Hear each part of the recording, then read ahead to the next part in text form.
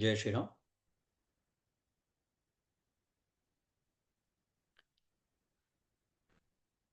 ज्ञानेश्वरी भावदर्शन अध्याय 10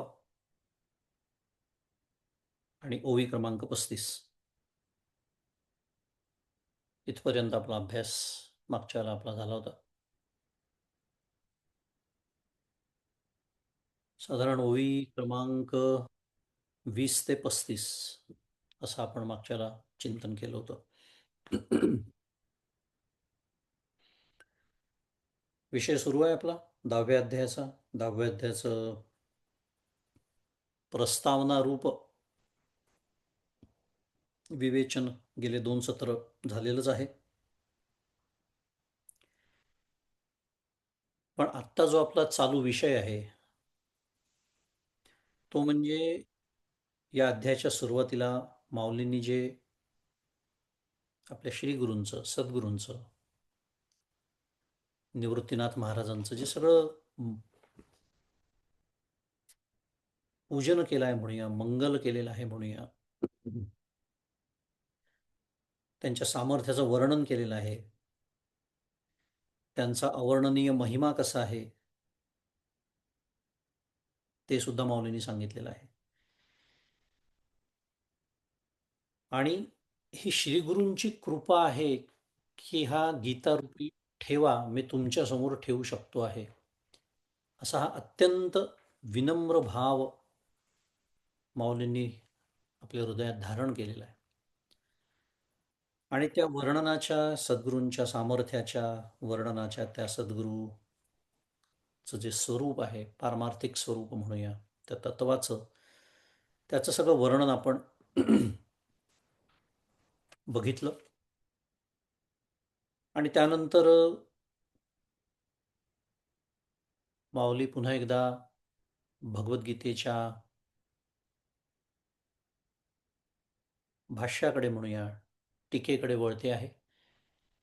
आणि ते बोलत असताना 9व्या अध्यायाचं खूप वर्णन, माऊलींचा अत्यंत आवडता तो अध्याय, पण तत्पूर्वी पूर्वार्ध संपून उत्तरार्ध सुरू झाला आहे भगवद्गीतेचा, असं माऊलींनी प्रतिपादन केलं.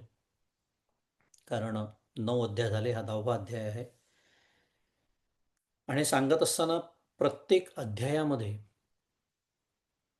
मी काय सांगितलं असं स्वतः माऊलीच सांगते.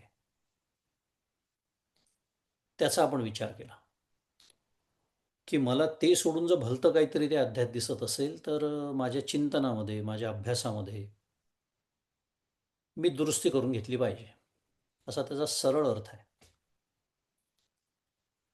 कारण माऊलींना जे सांगायचं आहे ते सोडून मला दुसरं काहीतरी दिसतं, याचा अर्थ मग दुसरं काही नाही आहे का? असतं ना, असं काही नाही आहे. अनुषंगिक गोष्टी असतात, पण त्या गौण असतात.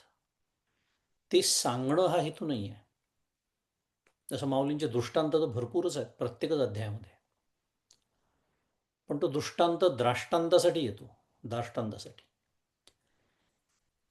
सांगायचं माऊलींना ते असतं. त्यामुळे या दृष्टीने आपण या ओव्यांचा काही विचार केला की ज्याच्यामध्ये माऊलींनी, मी जसं म्हणालो, कोणत्या अध्यायामध्ये मी कशाचं वर्णन केलेलं आहे हे सगळं वर्णन माऊलींनी केलं. आणि पुन्हा एकदा 9व्या अध्यायावरचा अभिप्राय स्वतःचा माऊली इथे व्यक्त करते आहे, तोही आपण बघितला. आणि पुन्हा हे सांगायला सुद्धा माऊली विसरले नाही की शेवटी प्रत्येक अध्याय हा भगवंताच्या मुखातूनच आलेला, तेवढंच आपलं शाश्वत हित करणार आहे. प्रत्येकच अध्याय ब्रह्मरसाने भरलेले आहेत. प्रत्येक अध्यायाची प्रमेय सांगण्याची शैली वेगवेगळी आहे. असं जरी असलं आणि ती शैली वेगवेगळी कशी आहे सांगणारी ती 34 क्रमांकाची ओवी जी आपण मागच्या वेळेला बघितली होती, की ज्याच्यामध्ये आपण या अध्यायाच्या प्रस्तावनेतही बोललो होतो की भगवद्गीता ही तत्वमसी या महावाक्याचं विवरण करते. याचं अखंड स्मरण आपल्याला असलं पाहिजे. आणि पहिले 6 अध्याय त्वमपदाचे, पुढचे 6 तत्पदाचे आणि शेवटचे 6 असी पदाचं विवरण करतात. यालाच माऊलींनी शैली असं म्हटलेलं आहे. त्यामुळे पहिले सहा त्वम, त्याच्यामध्ये त्वम म्हणजे आपण काय विचार केला होता, त्याला आपण जीव असं म्हटलं होतं. मग संदर्भाप्रमाणे त्याचं नाव भीष्म असेल, अर्जुन असेल, इत्यादी. तो बद्ध असू शकतो, तो मुक्त असू शकतो, पण जीवच आहे. जीव दशेत तो आहे का हे नाही बोलणं सुरू आहे.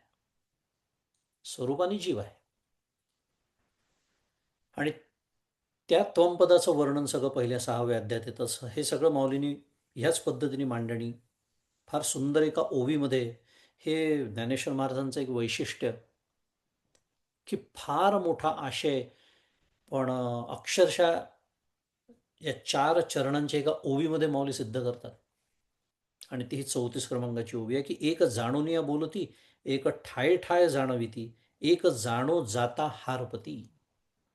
अशी पद जे आहे ज्याच्यामध्ये एकत्व सुचवलं जातं. तत् त्वम असी,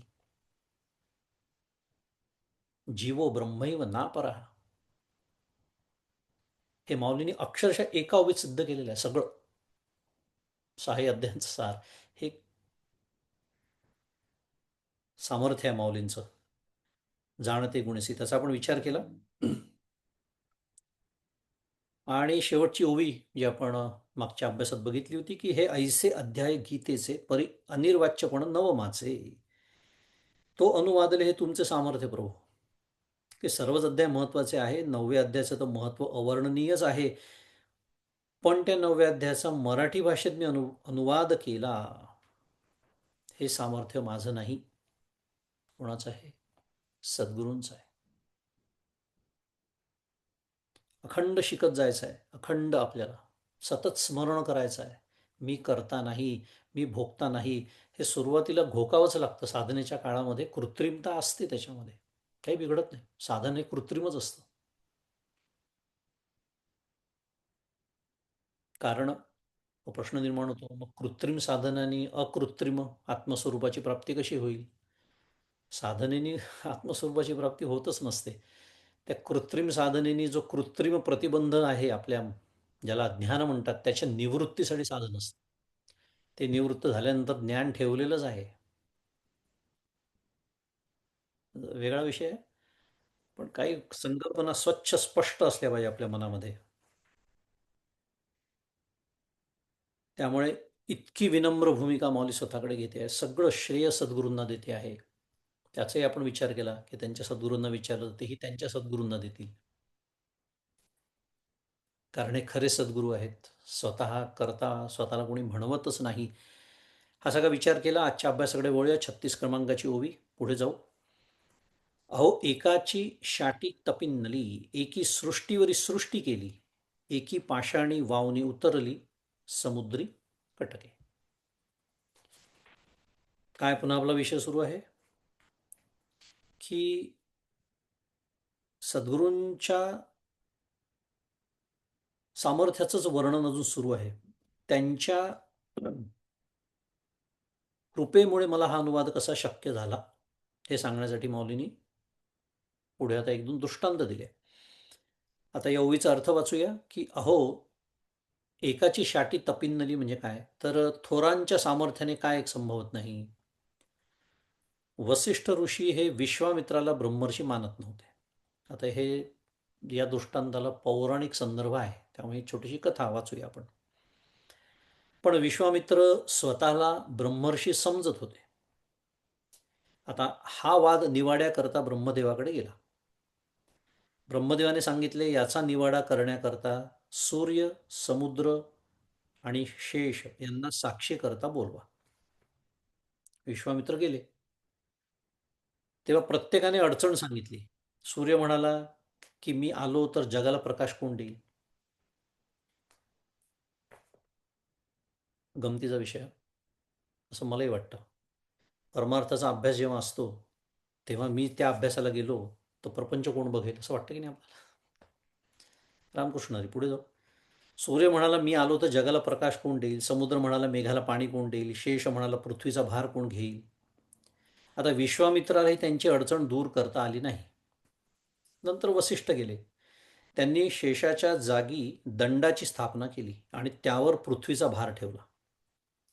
समुद्राच्या जागी कमंडलूची योजना केली, त्यात सर्व पाणी साठवले आणि सूर्याच्या रथावर अंगावरचे एक वस्त्र टाकले, तर ते प्रकाशाने तळपू लागले. तसेच त्रिशंकू नावाचा एक इक्ष्वाकू वंशातला राजा होता. त्याच्याकडून विश्वामित्राने स्वतः पुरोहित होऊन एक यज्ञ करविला. इक्ष्वाकू वंशाचे कुलपुरोहित वसिष्ठ असल्याने वसिष्ठाने त्यास चांडाल होशील असा शाप दिला. मग विश्वामित्राने त्यास यज्ञाच्या पुण्य सामर्थ्याने स्वर्गास पाठविले. पण वसिष्ठाच्या शापामुळे इंद्राने त्याला स्वर्गात स्थान देण्याचे नाकारले. त्यामुळे तो अधांतरी लोंबकळू लागला. आपल्याला माहिती आहे त्रिशंकू, तेव्हापासून म्हण आहे की नाही, ते या कथेमुळे आहे. मग शेवटी विश्वामित्राने स्वतःचे सामर्थ्य दाखवण्याकरता व राजाचे हित करण्याकरता ब्रह्मदेवाच्या सृष्टीशी स्पर्धा करील अशी सृष्टी केली, म्हणून एकी सृष्टीवरी सृष्टी केली असं माऊलींनी म्हटलं या ओवीमध्ये. आणि पुढे एकी पाषाणी वावणी उतरली, म्हणजे तसेच श्रीरामाने स्वसामर्थ्याने समुद्रात तरत असलेल्या दगडावरून सर्व वानरसेना समुद्राच्या पलीकडे नेली. हा झाला कथाभाग. सांगणं काय सुरू आहे? थोरांच्या सामर्थ्याने काय एक संभवत नाही. किती थोर ऋषीमुनी होऊन गेले त्यांचं वर्णन. पुढे म्हणतात, एकी आकाशी सूर्य ते धरिले, एकी चुळीची सागरा ते भरिले, तैसे मज मुकया करवी बोलविले अनिर्वाच्य तुम्ही. आता माऊली आल्या मूळ विषयाकडे. हे उदाहरण का दिली ते सांगतात. त्यात अजून एक उदाहरण, एकी आकाशी सूर्य ते धरिले, म्हणजे मारुतीने जन्मता सूर्याला आकाशात उड्डाण करून धरले होते.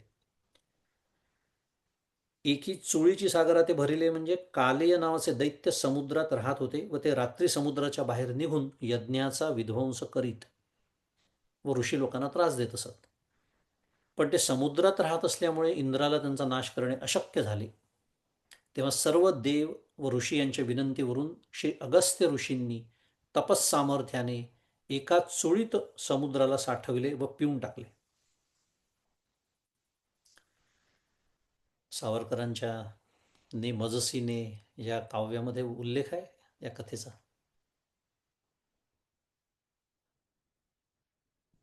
आचमनी एक तुझ प्याला, याच कथेचा उल्लेख सावरकरांनी पण केलाय. असो, अशी ती कथा की अगस्त्य ऋषींनी तपस्सामर्थ्याने समुद्राला एका चुळीत सामावून पिऊन टाकले, त्यामुळे समुद्रात लपलेल्या राक्षसांना मारणे सोपे झाले. हे झाले सगळे दृष्टांत.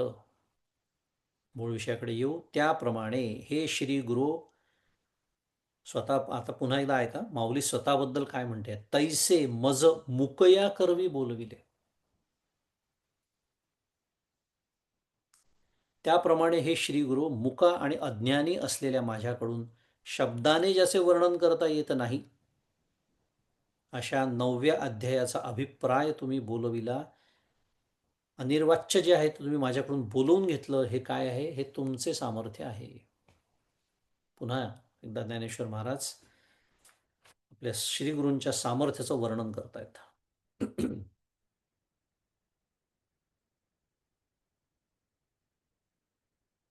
पुढे 38 क्रमांकाची ओवी. माऊली म्हणते की परी हे असो एथ ऐसे, राम रावण झुंजिनले कैसे, राम रावण जैसे मीनले समरी. या विषयीचे असे वर्णन असो. राम आणि रावण हे दोघे युद्धात समोरासमोर भिडले असता त्यांनी परस्परात युद्ध कसे केले, तर राम रावणासारखेच केले. राम आणि रावणाचं युद्ध कसं झालं असा जेव्हा विषय बोलल्या जातो, तेव्हा त्याला देण्यासारखा दृष्टांत रूपक या जगामध्ये नाही. ते राम रावणाच्या युद्धासारखंच झालं, हेच त्याचं उत्तर द्यावं लागतं. त्याचा उपयोग माऊलींनी इथे करून घेतला आहे. तैसे, अजूनही 9व्या अध्यायाचं प्रेम माऊलींनी आवर्त घेतलेलं नाही आहे. मी पुन्हा तेच सांगतो आहे, माऊलींना जितका आनंद होतो ज्ञानेश्वर महाराजांना त्याच्यावर भाष्य करताना, ते भगवंताच्या मुखातून अत्यंत विलक्षण गहन राजविद्या ती ऐकताना, ते तत्वज्ञान ऐकताना, शेवटी आपण पाहिलं की संजयाला सुद्धा अष्टसात्विक भाव जागृत झाले होते. हे सगळं पुन्हा स्मरण आपण करतो आहोत. असं मला जर वाटत नसेल, मला जर आनंदाचं भरतं येत नसेल हे सगळं तत्त्वज्ञान ऐकल्यानंतर, प्रेरणा मिळत नसेल, तू झडझडून वाहिला निघ, भक्तीची या वाटे लाग, असं मला होत नसेल, तर मी अर्जुनाच्या पंक्तीला बसण्याच्या लायकीचा नाही असा निर्णय करून टाकायचा. कुठेही विचारायला जाण्याची आवश्यकता नाही. कारण हे सर्व सत्वगुणाचं देणं आहे. म्हणून माऊली पुन्हा बोलते 9व्या अध्यायाबद्दल. तैसे नवमी कृष्णाचे बोलणे, ते नवमीची याची ऐसे मी म्हणे, या निवाडा तत्वज्ञ जाणे, जया गीतार्थ हाती. इथपर्यंत माऊलीने आता म्हटलंय. 39 क्रमांकाची ओवी, की त्याप्रमाणे 9व्या अध्यायातील श्रीकृष्णाचा उपदेश कशासारखा आहे, तर तो 9व्या अध्यायातल्या सारखाच आहे. आणि असे मी म्हणतो, ऐसे मी म्हणे. आणि हा निर्णय ज्यांना गीतार्थ हस्तगत झाला आहे व ज्यांना गीतार्थाचे मार्मिकपणाने तात्पर्य कळले आहे, अशा तत्वज्ञानांना तो कळतो. माऊलींनी आता काय ठेवलंय, निकषच ठेवलाय समोर, की मी इतकं महात्म्य तसं गातोय, पण तुम्हाला जर ते वाटत नसेल, असं नकारात्मक मांडणी नाही केली आहे, मी करतोय ते. माऊलींनी म्हटलं ज्यांना त्याचं ते कळलेलं आहे की भगवद्गीतेचा तत्वज्ञानाचं सार काय आहे, त्यांना माझं म्हणणं अगदी निश्चित कळेल. कारण भगवंताने खरोखर इतकं गहन आणि गूढ, पण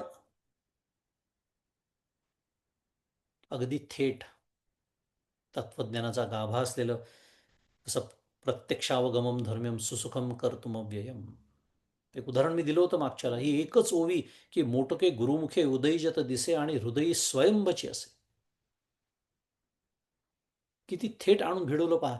अहो, हृदय स्वयंभची असे, प्रत्येकाच्या हृदयामध्ये तो आहे.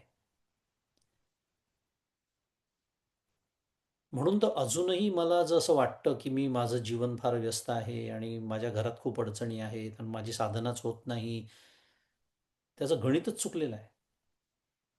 कारण साधनेच्या वेळीच देव असतो किंवा देवळात गेला तरच देव असतो. चुकलं ना, सगळं चुकलंच. हृदय स्वयंभूची असे याचं विस्मरण झालं मला, त्याचं काय. तो माझ्या हृदयातच आहे. प्रत्यक्ष फावं लागे तैसे अपैसे याची, किंवा भगवंतानी जे काही अनेक पद्धतीने जे काही वर्णन केलेलं आहे, मस्थानी सर्वभूतानी किंवा नचमस्थानी भूतानी, 9वा अध्याय 9व्या अध्यायासारखाच आहे.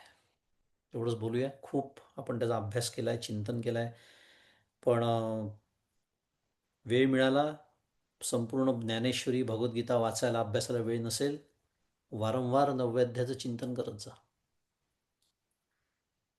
पुरेसं आहे. त्यामुळे ज्ञानेश्वर महाराजांनी ते स्पष्ट सांगितलं आहे, की गीतार्थाचं म्हणजे गीतेचा जो खरा अर्थ आहे, त्याची जी मार्मिकता आहे आणि त्या मार्मिकतेचं जे तात्पर्य आहे, ते ज्यांना कळलं, त्यांना मी इतकं 9व्या अध्यायाचं मला का प्रेम आहे हे त्यांना कळेल. असं पुन्हा एकदा माऊलींनी म्हटलेलं आहे 39 क्रमांकाच्या ओवीत. पुढे म्हणतात 40व्या ओवीमध्ये, की एवम नवही अध्याय पहिले, मिया मती सारिखे वाखाणिले, आता उत्तरखंड उपाहिले ग्रंथाचे ऐका. आता सद्गुरूंचं सगळं वर्णन आवर्त घेत, सर्व अध्यायांचं साररूप वर्णन आवर्त घेत, 9व्या अध्यायाचं आपलं प्रेम माऊली जे लपवू शकत नाही आहे, ते सुद्धा आवर्त घेत माऊली आता पुढे म्हणते आहे, की याप्रमाणे मी गीतेच्या पहिल्या 9 अध्यायांचे आपल्या बुद्धीप्रमाणे व्याख्यान केले आहे. आता गीता ग्रंथाचे जवळ आलेले उत्तरखंड ऐका. मी असं म्हणालो, माऊलींनी काय केलं, गीतेची विभागणी, पूर्वार्ध संपला आणि आत्ता उत्तरार्ध सुरू होतो आहे असं माऊली म्हणते आहे, कारण हा 10वा अध्याय आहे. मग आता 10व्या अध्यायाकडे वळतायत माऊली.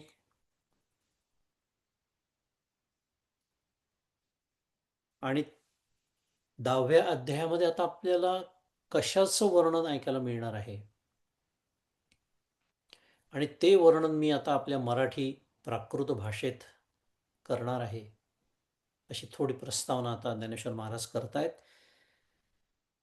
की जेथ विभूती प्रतिविभूती प्रस्तुत अर्जुना सांगिजती ते विदग्धा रसवृत्ती म्हणी पैल कथा.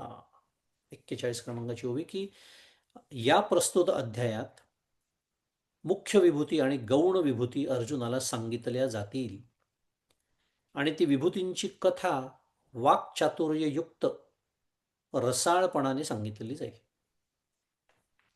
वाक्चातुर्ययुक्त म्हणजे विदग्धा रसवृत्ती, विदग्धा चातुर्य, चातुर्य असलेली बुद्धी वगैरे. त्यामुळे प्रस्तुत अध्यायाचा काय विषय आहे? मुख्य विभूती म्हणजे आपण त्याला विशेष विभूती सुद्धा म्हणू शकतो आणि गौण विभूती म्हणजे सामान्य विभूती. हे अर्जुनाला आता सांगितल्या जाणार आहे. पुढे म्हणतात 42 क्रमांकाच्या ओवीत की देशीयेचेनी नागरपणे शांत शृंगाराते जिणे तरी वोविया होती लेणे साहित्यासी. म्हणजे काव्यरसिकांना विशेषतः न आवडणारा शांत रस. थांबलो मी, काय म्हटलो? काव्यरसिकांना, अनेक कवी असतात आपल्याला माहिती आहेत, कविता करणारे, कवितांचं रसग्रहण करणारे, असे जे परमार्थ सोडून बाकीच्या विषयांवर काव्य करणारे, वाचणारे, लिहिणारे, त्यांच्याबद्दल सुरू आहे की असे जे काव्यरसिक असतात त्यांना शांत रस आवडत नाही, त्यांना बाकी सगळे रस आवडतात. शृंगार रसाचा उल्लेख आलेलाच आहे इथे. नवरसांचा आस्वाद ते घेतात. पण मौली म्हणते की त्यांना न आवडणारा शांत रस पण तो माझ्या मराठी भाषेच्या सौंदर्य बळाने शृंगार रसाला जिंकू शकेल. म्हणजे ज्ञानेश्वरीचा प्रमुख रस काय आहे? पुन्हा एकदा शांत रस. बरं, हा पहिल्यांदा उल्लेख आला का? नाही, याच्या आधी पण आपण विचार केलेला आहे, मौलींनी उल्लेख केलेला आहे शांत रसाचा. कशासाठी बोललो पुन्हा एकदा? की ज्ञानेश्वरीचा अभ्यास करताना जर मला दुसरा कुठला तरी रस जाणवत असेल तर पुन्हा चुकलं गणित. पण मौली स्वतः सांगते काय की माझ्या मराठी भाषेच्या सौंदर्य बळाने शृंगार रसाला सुद्धा जिंकू शकेल असा तो शांत रस. आणि जरी या ओव्या मराठी भाषेत असल्या तरी सुद्धा साहित्यशास्त्राला अलंकार होतील, तरी ओविया होती लेणे साहित्यासी. मूळ ग्रंथीची संस्कृता वरी मराठी नीट पढता अभिप्राय मानलिया चित्ता कवण भूमी हे न चोजवे. 43 क्रमांकाची ओवी की संस्कृत भाषेत असलेल्या मूळ गीता ग्रंथावरील माझी मराठी टीका नीट पाहिली. नीट पढता म्हटलं माऊलींनी सुद्धा, नीट पहा. नीट म्हणजे आलं असेल लक्षात आपल्याला.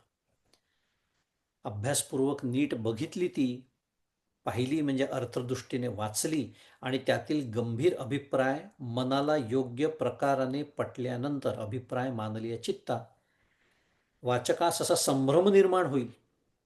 काय आत्मविश्वास आहे पा माऊलींना, काय की मूळ भूमी कोणती?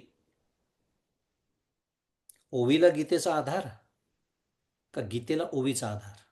हे नक्की लक्षात येणार नाही. आता गीतेला ओवीचा आधार का ओवीला गीतेचा आधार हे म्हणण्याचा भाव माऊलींचा असा आहे की ही जी मी टीका करतो आहे, म्हणजे ही जे भाष्य करतो आहे मी भगवद्गीतेवरती, ते इतकं समर्पक आहे, ते इतकं यथायोग्य आहे, ते इतकं आशय घन आहे असं म्हणूया. की भगवंतांना जो संदेश द्यायचा आहे, भगवंत जेव्हा बोलतात, श्री भगवान उवाच आपण असं जेव्हा म्हणतो भगवद्गीतेमध्ये, त्या भगवंतांना अर्जुनाला सांगण्याचा जो उद्देश आहे तो इतक्या यथायोग्य रीतीने माझ्या भाष्यात आलेला आहे की एखाद्याला जर सांगितलं नाही किंवा माहिती नसेल की मूळ ग्रंथ कोणता, तर हे दोन ग्रंथ समोर ठेवले तर त्यातला मूळ कोणता हे समजणार नाही. हे याच्यावरचं भाष्य आहे का ते त्याच्यावरचं भाष्य आहे? किती सुंदर वर्णन आहे पहा. पुन्हा हे कोणामुळे होत आहे हेच सांगतात आहे, सद्गुरूंची कृपा आहे म्हणून हे घडत आहे. पण काय कृपा आहे सद्गुरूंची, काय सामर्थ्य आहे, की हे जे भाष्य आहे, भावार्थ दीपिका ज्याला म्हणतात, ते भाष्य आहे का भगवद्गीता त्याच्यावरचं भाष्य समजू नये इतका सुंदर भगवंताचा जो आशय आहे बोलण्याचा, तो शुद्ध मराठीत कॅप्चर केलेला आहे. आता अजून जास्त चांगलं समजेल आपल्याला. शुद्ध मराठी शब्द म्हणून वापरावे लागतात कधी कधी. इतका हा असा सुंदर आधार, सुंदर भाष्य म्हणूया, की ओवीला गीतेचा आधार का गीतेला ओवीचा आधार हे नक्की लक्षात येणार नाही. इतकी समर्पक, यथायोग्य, काहीही कमी नसलेली भगवद्गीतेवरची ही टीका, ज्याचा आपण अभ्यास करतो आहे. पुढे म्हणतात, जैसे अंगाचीनी सुंदरपणे, आता त्याला एक सुंदर दृष्टांत माऊली देते, की जैसे अंगाचीनी सुंदरपणे लेणिया अंगची होय लेणे, तेथ अलंकारिले कवण कवणे हे निर्वचन. की जसे शरीराच्या सुंदरपणाने ते शरीरच अलंकारांना अलंकार होत असते. आता अत्यंत सुंदर, मदनासारखा, शरीर सौष्ठव असलेला, कुठलाही दोष नसलेला, ज्याला आपण सौंदर्य म्हणतो, त्या सर्व निकषांमध्ये उतरणारं जर एखादं असं असेल कोणी, आणि त्यांनी अलंकार धारण केले, तर कोणामुळे कोणाला शोभा येते हा प्रश्न पडतो, असं माऊली इथे म्हणते. आणि त्यावेळी कोणी कोणाला अलंकृत केले हे निर्णित करता येत नाही. तेथ अलंकारिले कवण कवणे हे निर्वचन, हे जसं असावं. हे खरं अलंकार कशासाठी घातले जातात, सामान्य नियम काय आहे, आपण अलंकृत व्हावं, आपलं सौंदर्याला उठाव मिळावा, भर पडावी, इत्यादी दृष्टीने अलंकार धारण केले जातात. पण एखाद्याचं मूळ सौंदर्यच इतकं उठावदार असतं, चित्ताकर्षक असतं, त्या अलंकारांना शोभा येते. हा दृष्टांत माऊलींनी वापरलाय. तैसी देशी आणि संस्कृत वाणी एका भावार्थाच्या सुखासनी शोभती आयणी चोखट ऐका. तसेच मराठी भाषा आणि संस्कृत भाषा गीतेच्या एकाच अभिप्रेत अर्थांच्या सुखासनावर मोठेपणाने आणि शुद्ध स्वरूपाने शोभत आहेत. काय सुंदर वर्णन आहे. काय सांगणं सुरू आहे, की हो भाषेला काय घेऊन बसलात तुम्ही. नाही येत का तुम्हाला संस्कृत, काही बिघडत नाही, तुम्ही संस्कृत पंडितच असले पाहिजे असं काही आवश्यक नाही आहे. येत असेल आनंद आहे. पण भाषेचा जो फरक आहे दोन ग्रंथांमध्ये, तो जो तुम्ही बाजूला ठेवला, तर पण भगवंताच्या बोलण्याचा जो अभिप्राय आहे, त्याचं जणू काही सुखासन असेल त्या अभिप्रायाचं, त्याच्यावर या दोन्ही भाषा किंवा त्या दोन्ही भाषांमधलं जे वचन आहे, ते एकाच समतोल पद्धतीने शोभून दिसतं असं मौली म्हणते. तरी श्रोते हो, संस्कृत भाषेबरोबर मराठी भाषा ही ऐका, इथपर्यंत म्हटलंय, चोखट ऐका. म्हणून मी मगाशी म्हणालो काय, की भगवंतांचा सांगण्याचा जो अभिप्राय आहे, इंटेंडेड मिनिंग काय आहे भगवंतांच्या बोलण्याचं, शब्दार्थ, समजा मला संस्कृत येतं चांगलं, गृहीत धरू आपण, तरी सुद्धा मला शब्दांचा अर्थ कळेल एखाद्या वेळेस, शब्दातील अर्थ नाही कळणार. पण म्हणजे मंदादींच्या भाषेत तो शब्दातील अर्थ जो आहे ना, त्याला अभिप्राय असं म्हणतात. अभिप्राय काय आहे, सांगण्याचा हेतू काय आहे, आणि त्या अभिप्रायाचा निकष किंवा कस जर लावला, तर दोन्ही ग्रंथ सारख्याच योग्यतेचे आहेत असं माऊली म्हणते. कारण तो अभिप्राय नेमका आणि नेटकेपणाने माऊलींनी इथे प्रकट केलेला आहे. त्यामुळे संस्कृत भाषेबरोबर मराठी भाषाही ऐका, तेच आपण करतो आहोत. संस्कृत श्लोकही वाचतो, त्याबरोबर मराठीतला अनुवाद, माऊलींचं भाष्यही अभ्यासतो. पुढे म्हणतात, उठावले या भावारूप करिता रसवृत्तीचे लागे वडप, चातुर्य म्हणे पडप जोडले आम्हा. 46 क्रमांकाची ओवी आहे. की विभाव, अनुभाव आणि व्यभिचारी भाव यांच्याद्वारा उत्कर्षाला आलेल्या स्थायी भावाचे स्वरूप प्रकट करीत असता रसाळपणाचा वर्षाव होऊ लागतो.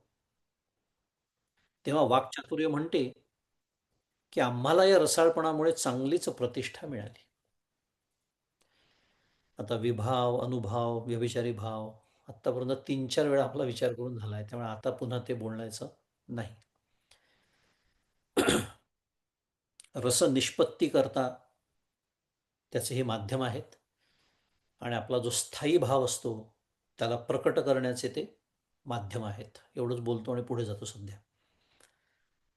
तर माऊलींनी पुन्हा त्याचा दृष्टांत म्हणून वापर केलेला आहे की त्या स्थायी भावाचं स्वरूप ते प्रकट करताना रसाळपणाचा वर्षाव होतो. तेव्हा वाक्चातुर्य म्हणतं की या रसाळपणामुळे चांगलीच प्रतिष्ठा आम्हाला मिळाली.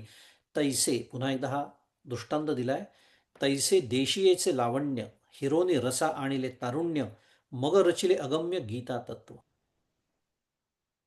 47 क्रमांकाची ओवी की मराठी भाषेचे सौंदर्य हरण करून ते संस्कृत साहित्यातील म्हाताऱ्या झालेल्या रसांना प्रथम आणून दिले आणि मग नव्याने तरुण झालेल्या त्या रसांच्या प्रकर्षाने दुर्बोध असलेले गीतेतील सिद्धांत मराठी भाषेत रचले आहेत. काय सांगण्यात चाललंय? संस्कृत भाषेवरती हे भाष्य नाही, सांगणं हे चाललंय की नवरसांना तारुण्य या मराठी भाषेच्या सौंदर्याने येतं. ती रसांची निष्पत्ती मगाशी जो माऊलींनी उल्लेख केला, दृष्टांत म्हणून वापरला, त्या नवरसांना सुद्धा तारुण्य कोण प्रदान करत आहे? तर मराठी भाषेचं हे सौंदर्य प्रदान करत आहे. आणि दुर्बोध असलेले जे गीतेतील सिद्धांत ते मराठी भाषेत रचले आहेत, रचले जात आहेत. त्यामुळे भाषेच्या अडसरामुळे, अडथळामुळे आपल्याला तत्वज्ञान दुर्बोध राहू नये ही काळजी ज्ञानेश्वर महाराज घेतात. आणि पुढे म्हणतात, जो चराचर परमगुरु चतुरचित्त चमत्कारू तो ऐका यादवेश्वरू बोलता जाहाला.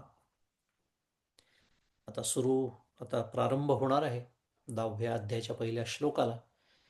त्यामुळे माऊली मुख्य विषयाकडे वळते आहे आणि नेहमीच्या पद्धतीप्रमाणे विषयाचं सुतोवाच करून देते आहे की जो चराचरांचा परमगुरु म्हणजे सर्वांचा, चर आणि अचर या सर्वांचा परमगुरु, या सर्वांचा आत्मा, प्रत्येक आत्मा, त्यांचं खरं स्वरूप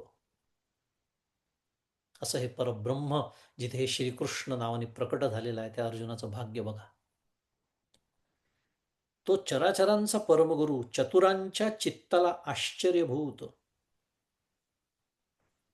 चतुर म्हणजे आपल्याला चतुर म्हणजे आपण त्याला शुद्ध मराठीत स्ट्रीट स्मार्ट असा अर्थ नाही आहे. कारण सुरुवातीच्याच ओव्यांमध्ये आपण माऊलींनी स्वतःच्या आपल्या स्वतःच्या श्रीगुरूंचं वर्णन करताना नमो चतुरचित्त चकोर चंद्रा म्हटलेलं आहे. कोणाचं चित्त चतुर असतं तर त्याचं हे आधीच्या सगळ्या 3 ओव्यांमध्ये आलेलं वर्णन. श्रीगुरूंचं चित्त चतुर असतं. चतुर असतं का? कारण ते विशद बोध विदग्धा असतं, ते प्रमेय प्रमदा असतं, ते विद्यारविंद प्रबोधा असतं, ते संसार तमसूर्य असतं, ते अपरिमित परम वीर्य असतं इत्यादी. असं ज्याचं अंतःकरण त्याला म्हणतात बरं का चतुर. म्हणून चतुरचित्त चमत्कारू म्हणजे असंच चतुरचित्त लाभलेले ज्ञानी योगी, थोडक्यात त्यांना सुद्धा आश्चर्यभूत असलेले कोण? यादवांचा राजा म्हणजे श्रीकृष्ण. तो काय म्हणाला, तो अर्जुनाला काय म्हणाला ते ऐका. तो ऐका यादवेश्वरू बोलता जाहाला. पुढे 49 क्रमांकाची ओवी, माऊलींच्या ज्या अध्यायाच्या सुरुवातीला ज्या ओव्या आहेत त्यातली शेवटची ओवी. आता प्रत्यक्ष श्लोकाला सुरुवात होईल.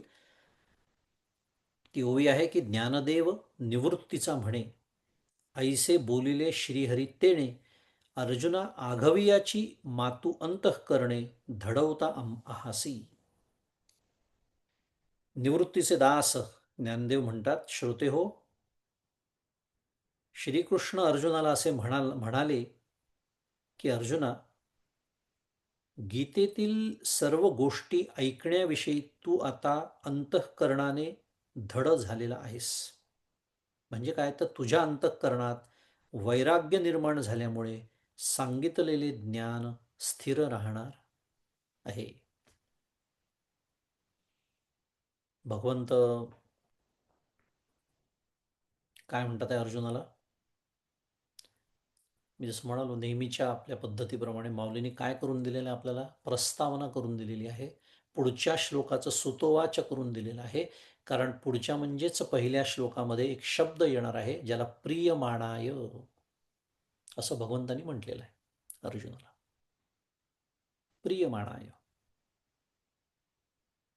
प्रियमाणाय म्हणजे काय? जो अंतःकरणाने धड झालेला आहे, म्हणजे अंतःकरणात वैराग्य निर्माण झाल्यामुळे सांगितलेले ज्ञान स्थिर राहणार आहे. अगदी अजून साध्या भाषेत बोलूया, अतिशय उत्तम श्रोता तू आहेस अर्जुना, आणि म्हणून मी हे बोलतो आहे. भूय एव महाभाव अशी सुरुवात आहे. भूय एव. रामरक्षेमध्ये येतो की नाही शब्द? 2 वेळेला येतो.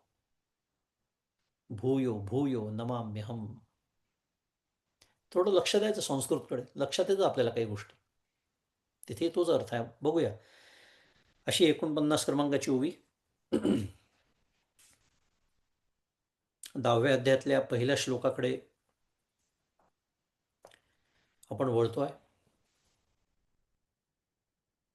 त्या श्लोकाकडे जाण्यापूर्वी आचार्य काय म्हणतात, श्रीमदाद्य शंकराचार्य, ते बघणं आपल्याला आवश्यकच आहे, प्रश्नच नाही. आचार्य म्हणतात की 7व्या आणि 9व्या अध्यायात भगवत तत्वाचं आणि विभूतींचं वर्णन झालं खरं. आता 7व्या अध्यायामध्ये परापर प्रकृतीचं वर्णन आहे, सगळं आपल्याला माहिती आहे. त्याच्यामध्ये काही श्लोक येतात, जसे रसोहम अप्सु कौंतेय प्रभास्मी शशिसूर्य यो हो. रसोहम अप्सु कौंतेय म्हटलंय की नाही? कुठल्याही द्रवपदार्थातला जो रसपणा आहे, अरे तो मी आहे. काय सांगणं चाललंय? अहो, विभूतीच सांगितली भगवंतानी. किती ठिकाणी मी बघू शकतो भगवंताला. म्हणून तुम्ही मगाशी म्हणाल ना, ज्याला वाटतं माझ्या जीवनात व्यस्तता खूप आहे, समस्या खूप आहे, मी मी नाही करू शकत साधना, तो रोज पाणी पितो का नाही? अरे पितो ना. मग पाणी पिताना भगवंताचं स्मरण नाही का होऊ शकत? होऊ शकतं ना. रसोहम अपसु कौंतेय, हे लक्षात असेल तर होऊ शकतं. मुद्दा विभूती सांगून झाल्यात, भगवत तत्वाचं वर्णन सुद्धा करून झालं. 9व्या अध्यायात तर झालंच झालं, आपण बघितलंच आत्ताच किती महात्म्य माऊलींनी 9व्या अध्यायाचं गायलेलं आहे. मग आता इथे काय सांगणार आहे मग 10व्या अध्यायामध्ये?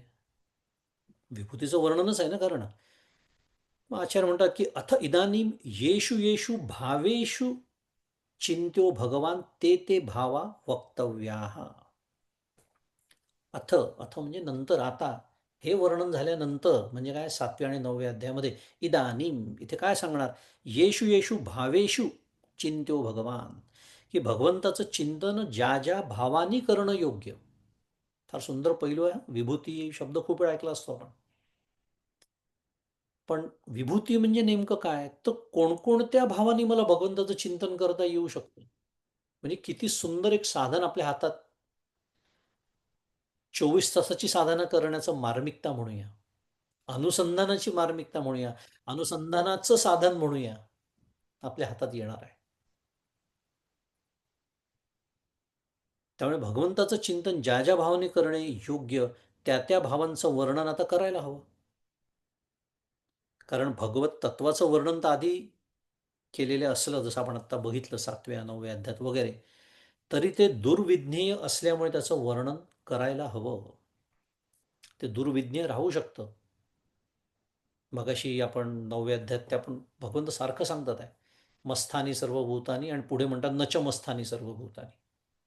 नाही समजू शकत एकदम, विरोधाभास वाटू शकतो, दुर्विज्ञ ते राहू शकतं. त्याच्यासाठी शुद्ध मराठी शब्द वापरूया, टँजिबल. टँजिबल शब्दांमध्ये सांगावं लागतं. अरे हो, अरे हे सुद्धा मीच आहे, अरे हो ते सुद्धा मीच आहे, असं सांगितलं की जास्त लवकर कळतं. त्याच्यासाठी आचार्य म्हणतात आहेत की हे वर्णन व्हायला हवं. जाऊया त्या वर्णनाकडे वळूया. वाचतो मी पहिला श्लोक. श्री भगवान उवाच. भूय एव महाबाहो शृणु मे परमं वचः यत्तेऽहं प्रीयमाणाय वक्ष्यामि हितकाम्यया. वक्ष्यामि हितकाम्यया. भूय एव महाबाहो शृणु मे परमं वचः यत् ते अहं प्रीयमाणाय वक्ष्यामि हितकाम्यया. असा त्याचा पदच्छेद आहे. अर्थ आहे, श्री भगवान उवाच. या अध्यायाची सुरुवात कशाने होते आहे? भगवंतांच्या बोलण्याने होते. का होणार, का होते ते आपण बघूच या. अर्जुनाने नाही विचारलं पुन्हा काही, असा प्रश्न अर्जुनाने काही पुन्हा प्रश्न विचारला असं नाही आहे या अध्यायाची सुरुवात. भगवंत स्वतःहून पुन्हा बोलायला लागले. म्हणून श्री भगवान म्हणाले, श्री भगवान उवाच. काय म्हणाले? महाबाहो. अर्जुनाला महाबाहो वापरलाय बऱ्याच ठिकाणी विशेष. महाबाहो याचा अर्थ मोठे हात असलेला. आणि मोठे हात असलेल्याचा अर्थ काय?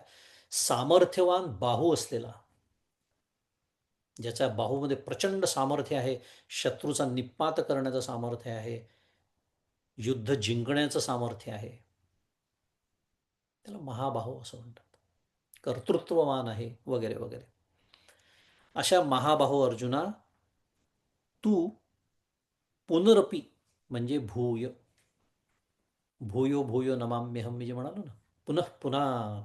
प्रभू श्रीरामचंद्र, कालच झाली श्रीरामनवमी, मी तुम्हाला नमस्कार करतो असं आपण रामरक्षित म्हणतो. तोच अर्थ इथे आहे. पुनरपी, माझे म्हणजे मे, श्रेष्ठ म्हणजे परमम, वचन ऐक म्हणजे शृणू. कारण म्हणजे यत, मी म्हणजे अहम, माझ्या बोलण्याने संतुष्ट होणाऱ्या तुला म्हणजे प्रियमाणाय. आता आला त्याचा शब्द, तो अर्थ. प्रियमाणायचं काय? माझ्या बोलण्याने तू संतुष्ट होतो. तुला म्हणजे ते, तुझ्या हिताच्या म्हणजे हितकाम्यया, इच्छेने सांगेन म्हणजे वक्ष्यामी, मी तुला सांगेन. वक्ष्यामी, कशासाठी सांगेन? तुझ्या हिताच्या इच्छेने. हितकाम्यया, बरं तुझ्या हिताच्या इच्छेने सांगेन. मग मी आधी नाही का सांगितलं? सांगितलं ना. पण इथे भूय, स्वतः भगवंत म्हणतात, अरे मी तुला पुन्हा सांगतो अर्जुन. का सांगतो तुला? इतकं का माझं प्रेम आहे तुझ्यावरती? कारण तू प्रियमाणाय आहेस. प्रियमाणाय. आणि प्रियमाणाय याचा अर्थ, मदवचनात प्रियसे त्वम अतीव अमृतम इव पिबान. म्हणजे माझं वचन ऐकल्यानंतर अमृतपान केल्यासारखे प्रसन्न होणारा तू आहेस अर्जुना. कोण कोणाचं वर्णन करता हे महत्वाचं आहे. भगवान गोपालकृष्ण अर्जुनाला म्हणतात आहेत की अर्जुना, तू प्रियमाणाय आहेस. म्हणजे काय?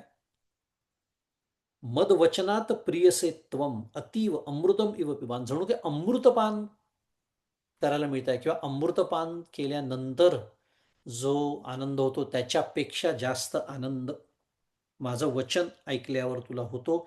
त्याने तो प्रसन्न होतोस.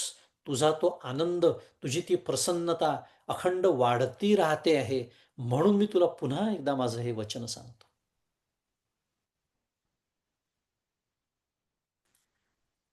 भगवंत 18व्या अध्यायात काय म्हणाले? इदम ते ना तपस्काय ना भक्ताय कदाचन. इदम ते ना तपस्काय ना भक्ताय कदाचन, न चाशुश्रूषवे वाच्यम न च माम यो योभ्य सूयती.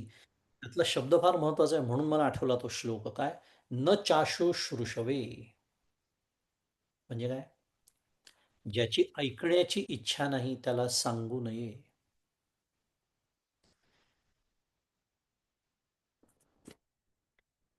आपल्याला काय शिकायचं आहे, ज्याची ऐकण्याची इच्छा नाही त्याला ऐकवण्यात असतं माझा जन्म चाललेला आहे. म्हणजे मी भगवंताचं बोलणं ऐकतोय का, नाही ऐकत आहे. म्हणजे मी अर्जुनाच्या पंक्तीला बसण्याच्या लायकीचा आहे का, नाही आहे. कारण माझा आग्रह आहे काय, हा माझा नवरा आहे, ही माझी बायको आहे, माझी मुलं आहेत, माझे आईवडील आहे, माझा मित्र आहे, जे कोणी असेल त्यांना ऐकवलंच पाहिजे. का, कारण कधी कधी हेतू प्रामाणिक असू शकतो, की अरे इतकं इतकं अप्रतिम हे तत्वज्ञान आहे, त्यांनाही कळावं. आपण असं गृहीत धरूया की उद्देश खूप चांगला आहे, स्वच्छ उद्देश आहे, की त्यांचं हित व्हावं, असा उद्देश आहे. बाकी दुसऱ्या कुठल्या उद्देशाने मी ऐकवत असेल तर त्याच्याबद्दल न बोललेलंच बरं आहे, रामकृष्ण हरी म्हणायचं. पण प्रश्न हा आहे, हे तत्वज्ञान जरी भगवद्गीतेचं असलं, जरी ज्ञानेश्वरीचं असलं, तरी त्यांची जर ऐकण्याची इच्छा नसेल, म्हणून इदम ते ना तपस्काय ना भक्ताय कदाचन न चाशुश्रुषवे. चाशु न च अशुश्रुषवे असा तो शब्द आहे, ज्याची ऐकण्याची इच्छा नाही. कशासाठी आठवलं मला, याच्या अगदी विरुद्ध अर्जुन आहे. याच्या विरुद्ध शब्द हवा असेल तर प्रियमाणाय हा शब्द आहे, की त्याची नुसती ऐकण्याची इच्छा असं नव्हे, तर प्रत्येक ऐकण्याने त्याची प्रसन्नता आणि आनंद वाढतोच आहे, वर्धमान होतोय. वर्धमानाय प्रियमाणाय, हा संस्कृत मधला एक प्रत्यय आहे बरं का, जाऊ दे, व्याकरण संस्कृत. मानाय हा जो आहे. आणि म्हणून भगवंत म्हणतात आहे की तुझ्या हिताच्या उद्देशाने मी पुन्हा एकदा तुला सांगतो. आणि ते ओव्यांमध्ये आहेच, भगवंतांना आनंद होतोय की अरे हा स्वतःच्या शाश्वत हितासाठी जागा असलेला असा आनंद संत सद्गुरू यांना होतो का माझ्याशी बोलताना. करायचा विचार. हे आपल्याला अर्जुन आणि कृष्णाची कथा आता आहेच, ती प्रश्नच नाही. पण माझं काय, डॉक्टर काका तेच तर म्हणतात. काय 5,000, 10,000, 10,000 वर्षांपूर्वी म्हणा, 8,000 जे काय असेल, त्या महाभारत युद्धकाली, त्या कुरुक्षेत्रावर त्या कृष्णाने त्या अर्जुनाला असं त्या त्या त्या इतक्या दूर केली भगवद्गीता माझ्यापासून, तर मी काय शिकलो. मी जेव्हा संतांच्या पायाशी बसतो, म्हणजे मी बसतो असं गृहीत धरून बोलतो हा, माझ्या हिताचे काहीतरी मला ऐकायला मिळावं म्हणून मी जातो परमपूज्य काकांकडे, परमपूज्य मंदाताईंकडे. त्यांना होतो का आनंद माझ्याशी असा बोलताना, ते माझ्याशी असं बोलतात का तत्वज्ञानात्मक काहीतरी, हा करावा विचार आपण. सद्गुरूंना इथे श्रीगुरु भूमिकेत असतात ना, भगवंत भगवान उवाच असलं तरी कोण आहेत ते, श्रीगुरु आहेत अर्जुनाचे. त्यांना आनंद होतोय अर्जुनाशी बोलताना, कारण त्यांना माहिती आहे की याची अतीव इच्छा आहे, अत्यंत एकाग्रतेने तो ऐकतोय, सुमन आहे, तो शुद्धमती आहे, शिकलो आपण 9व्या अध्यायात सगळं. तो तसं वागतो आहे, तो तशी वागण्याचा निश्चय सुद्धा करतो आहे, आणि त्याला अजून शिकायचं आहे, अजून ऐकायचं आहे, त्याचा वाढता आनंद आहे. त्यामुळे माझ्या बोलण्याने संतुष्ट होणाऱ्या तुला माझ्या हिताच्या इच्छेने मी सांगीन. म्हणून माऊली पुढे ओव्यामध्ये वर्णन करते, 50वी ओवी आहे, की आम्ही मागील जे निरूपण केले ते तुझे अवधानची पाहिले, तव टाचे नवे भले पुरते आहे. म्हणजे आम्ही मागे जे निरूपण केले त्यावरून तुझे ऐकण्याकडे लक्ष किती आहे ते अजमावून बघितले, तेव्हा आम्हाला कसे कळून आले की तुझे लक्ष कमी नसून चांगले पूर्ण आहे. भगवंत म्हणतात मी बघितलं अर्जुना तुला, माझं निरीक्षण सुरू होतं, तुझं किती लक्ष आहे माझ्या बोलण्याकडे, तुला ते पटतं आहे की नाही, ते रुजतं आहे की नाही, ते झिरपतं आहे की नाही. झिरपण्याचा अर्थ तसा वागण्याचा तुझा निश्चय होतोय का नाही, ते सगळं मी बघितलं. आणि ते कसं केलं त्याच्यासाठी माऊलीने एक सुंदर दृष्टांत पुढे 51व्या ओवीत दिलाय, की घटी थोडेसे उदक घालीजे, तेणे न गळे तरी वरिता भरीजे. ऐसा परसवनी पाहिलासी तव परिसविजे ऐसेची होत असे. सुंदर दृष्टांत दिलाय की अगोदर घागरीत थोडेसे पाणी घालून पाहावे. घातल्याने घागरीतून नाही गळाले तर त्यावर भरावे. त्याप्रमाणे मी तुला निरूपण ऐकवून पाहिले आणि ते तुझ्या अंतःकरणात स्थिर राहत आहे असे पाहून पुन्हा तुला तेच ऐकवावे असेच वाटत आहे.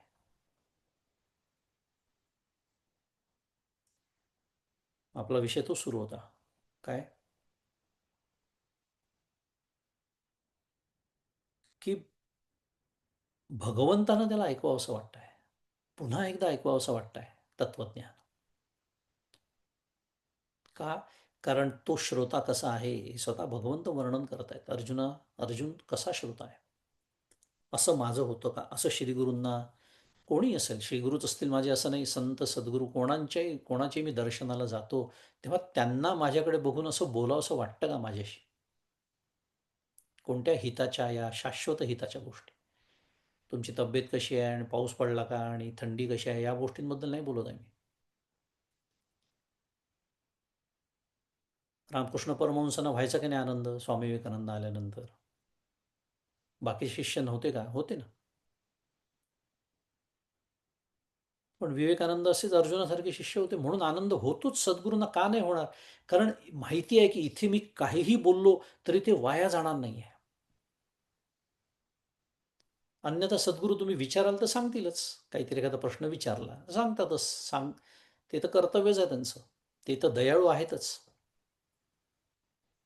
पण त्यांना स्वतःहून मला सांगावंसं वाटतं का? हा विचार केला पाहिजे. हे असलं पाहिजे माझं अंतःकरण, असं माझं चतुरचित्त असलं पाहिजे. मगाशीचा शब्द वापरून घेऊया. पुढे 52 क्रमांकाच्या ओवीमध्ये माऊली अजून एक दृष्टांत देते आहे की मला तुला ऐकवावंसं वाटतं असं भगवंत म्हणाले. त्याला दृष्टांत की पहिले अवचित यावरी सर्व सांडीजे मग चोख तरी तोची भांडारी कीजे तैसा किरीटी तू आता माझे निजधाम की.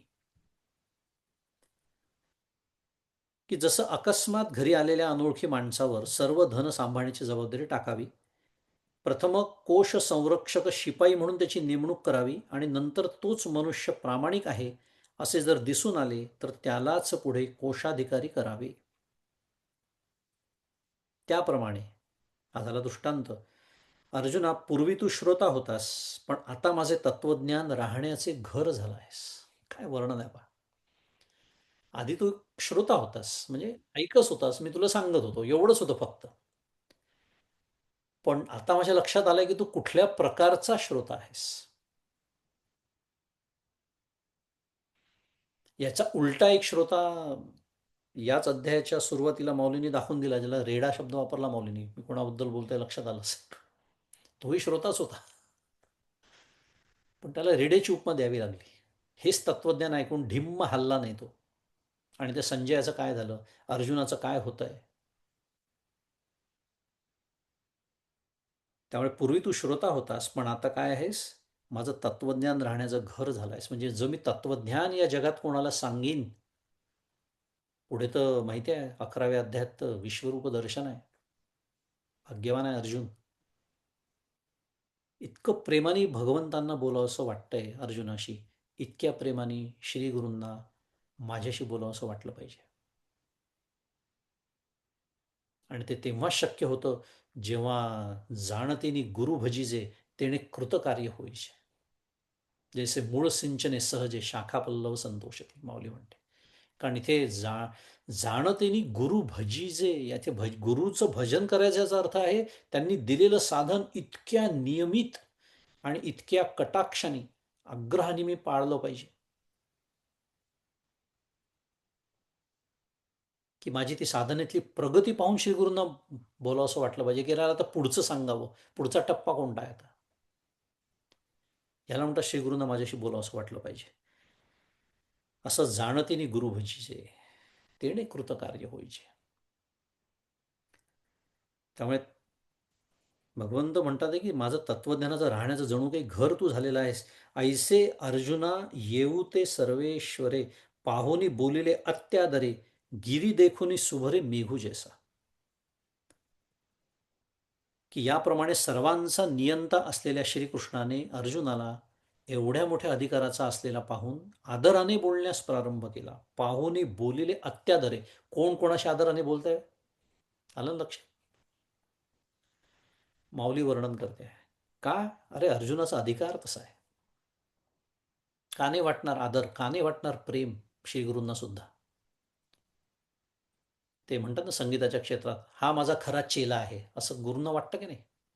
कोणाबद्दल वाटतं? जो संगीत असायची साधना सुद्धा तशी ती साधनाच आहे शेवटी.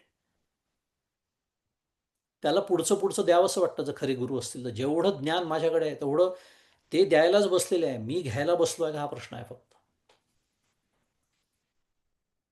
त्यामुळे एवढ्या मोठ्या अधिकाराचा असलेला पाहून आदराने बोलण्यास प्रारंभ केला कोणी? भगवंतानी. आणि ज्याप्रमाणे उदाहरण दिलं आहे दृष्टांत, की ज्याप्रमाणे पर्वताला पाहून मेघ जसा अधिकच भरून येतो, तैसा कृपाळुवांचा रावो, म्हणे ऐके गा महाबाहो, सांगितलाची अभिप्रावो सांगेन पुढती. त्याप्रमाणे कृपाळूंचा राजा श्रीकृष्ण म्हणाले की महाबाहो अर्जुन ऐक, मागे सांगितलेलाच अभिप्राय पुन्हा सांगतो, म्हणून तर भूय एव, पुन्हा सांगतो.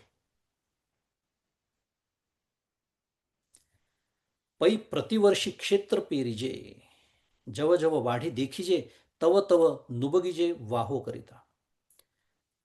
पुन्हा एक उदाहरण देतात की प्रत्येक वर्षी शेतात पेरावे आणि पिकाची जशी जशी चांगली वाढ दिसून येईल तशी तशी त्याची मशागत करण्यास कंटाळू नये.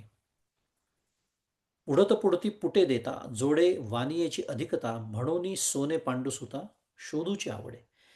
दुसरं उदाहरण देतात आहे की अर्जुना पुन्हा पुन्हा पुटे दिली तर सोन्याला अधिकाधिक कस लाभत असतो, म्हणून ते सोने आणखीही पुटे देऊन पूर्णच शुद्ध करावे असे वाटते. काय सुंदर माऊलींनी वर्णन केल्यावा की भगवंताला पुन्हा पुन्हा का बोलावं असं वाटतं, पुन्हा तेच तत्वज्ञान का सांगावं असं वाटतंय, वेगवेगळ्या शैलीमध्ये, वेगवेगळ्या शब्दामध्ये, वेगवेगळ्या संदर्भानी, वेगवेगळ्या दृष्टीनी, वेगळ्या पैलूनी म्हणूया. म्हणून माऊलीने दृष्टांत दिलाय की सोनं शुद्ध करण्याची एक प्रक्रिया असते. क्षार वापरतात, तुम्हाला माहिती नसेल तर. त्यांनी ते अशुद्ध जी असते त्याच्यात काही इतर धातूंचं मिश्रण असतं तर ते वर तरंगतं, शुद्ध सोनं अजून अजून शुद्ध होत जातं. म्हणून भगवंत म्हणतात आहे.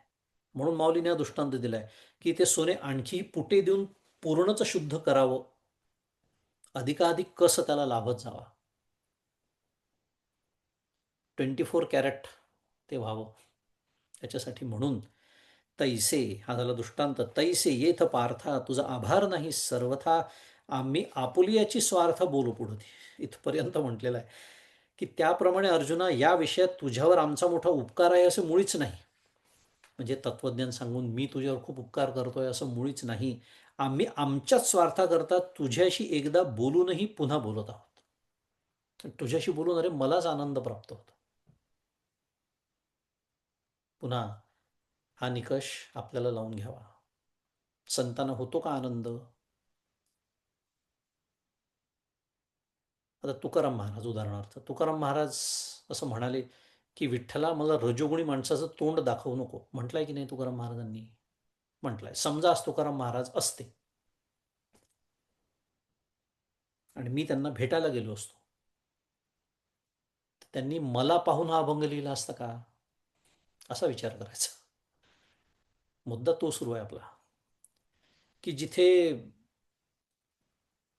प्रचंड रजोगुण आहे, प्रचंड तमोगुण आहे, अखंड तक्रारीच आहेत, अखंड मी साधना का करू शकत नाही हेच सांगणं सुरू आहे. सद्गुरू पण म्हणतात हो बरोबर आहे तुझं, तुम्ही बघा, तुम्ही डॉक्टर काकांकडे जा, त्यांना भेटा, सांगा रामकृष्ण हरी. काका रामकृष्ण हरी एवढंच म्हणतात, दुसरं काय म्हणणार आहे? कारण सगळं तत्वज्ञान शिकवल्यानंतर सुद्धा जर मी याच गोष्टी माझ्या अंतःकरणात अजूनही भरून असतील,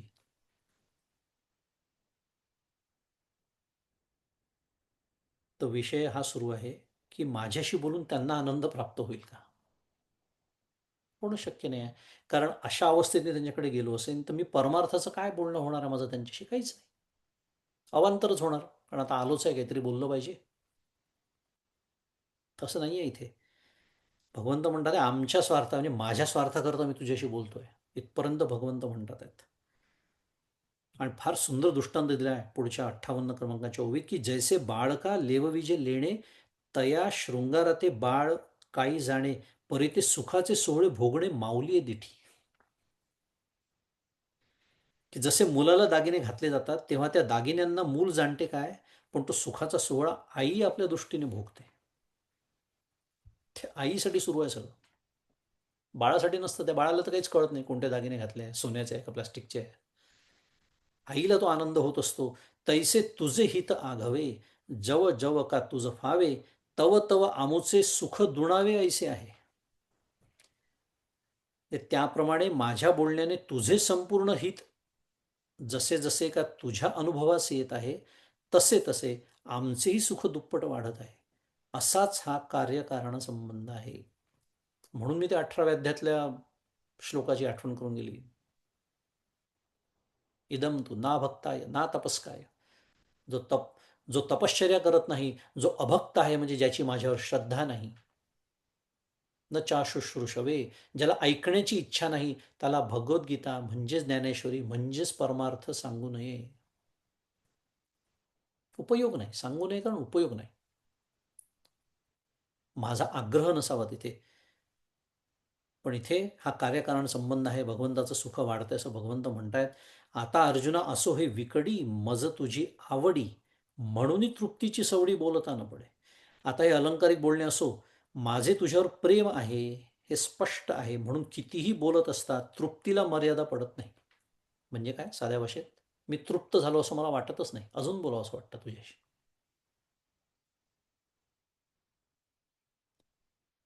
आम्हा येतुलियाची कारणे, तेची ते तुझशी बोलणे, परी असो हे अंतःकरणे अवधान देई. 61 क्रमांकाची ओवी, की आम्हाला एवढ्याच एका कारणाने तुझ्याशी तेच ते बोलावे लागत आहे. परंतु ही पुनरुक्ती असली तरी असो, आता मनाने माझ्या बोलण्याकडे लक्ष दे. असू दे पुनरुक्ती, काही बिघडत नाही, पण मला तुला ते पुन्हा सांगावं असं वाटतं. मला सुख प्राप्त होतं. 62 क्रमांकाची शेवटची ओवी या श्लोकावरची, की तरी ऐकेगा सुवर्म वाक्य माझे परम, जे अक्षरे लेवनी परब्रह्म, तुझ खेवासे आले. यत ते अहम प्रियमाणाय वक्ष्यामी हितकाम्यया. पण काय, शृणु मे परमम वचः. परम श्रेष्ठ असं जे वचन अर्थ दिलाय, की हे वर्मज्ञ अर्जुना, सुवर्म, वर्मज्ञ, वर्म जाणणारा, म्हणून तर त्याचा आनंद द्विगुणित होतोय. त्याचा आनंद वर्धमानच आहे. त्यालाही अजून ऐकावं असं वाटतंय. म्हणून त्याला म्हटलं, हे वर्मज्ञ अर्जुना, माझे हे श्रेष्ठ वाक्य ऐक. अरे वाक्य कसले, या वाक्यांच्या रूपाने अक्षरांचा पोशाख व दागिने अंगावर घालून साक्षात परब्रह्मच तुला भेटण्याकरता आले आहे. काय सुंदर वर्णन आहे बघा. प्रत्यक्ष परब्रह्म थेट, कारण सांगणारेच प्रत्यक्ष परब्रह्मच आहेत. आणि ते बोलतात ते परब्रह्माबद्दलच आहे, आणि ऐकणाऱ्याची इच्छा पण परब्रह्माबद्दलच ऐकण्याची आहे. आता काय पाहिजे मग, कशाची कमी आहे मग आता. त्यामुळे जे अक्षरे लिहून आले, लिहून परब्रह्म तुझं खेवासे आले, तुला भेटण्याकरता प्रत्यक्ष परब्रह्म आलाय. फक्त ते शब्दांचा वेश घालून आलेला आहे. संस्कृत असेल, मराठी असेल, तो पोशाख, ते दागिने घालून आलेला आहे. पण भेटीला कोण आलाय, परब्रह्म. का, कारण राजविद्या राजगुह्य पवित्रम इदम उत्तमम. असं हे तत्वज्ञान भगवंतांना सांगताना आणि अर्जुनाला ऐकताना निरतिशय आनंद होतो आहे.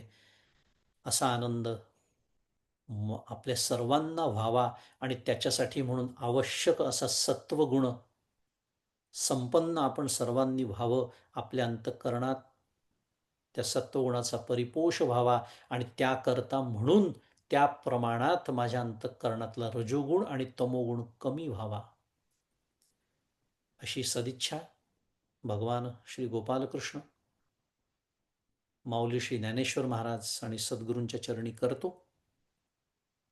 आणि आजचा हा आपला अभ्यास 62 क्रमांकाच्या ओळीपर्यंत आलेला आहे. पुढे दुसऱ्या क्रमांकाचा श्लोक आहे, तो पुढच्या वेळेला आपण अभ्यासाला घेऊ अशी सदिच्छा व्यक्त करतो आणि हे चिंतन पुष्प त्यांच्याच चरणी अर्पण करतो. श्री गोपाल कृष्ण भगवान की जय. माऊली श्री ज्ञानेश्वर महाराज की जय. श्री सद्गुरुनाथ महाराज की जय. जय जय रघुवीर समर्थ.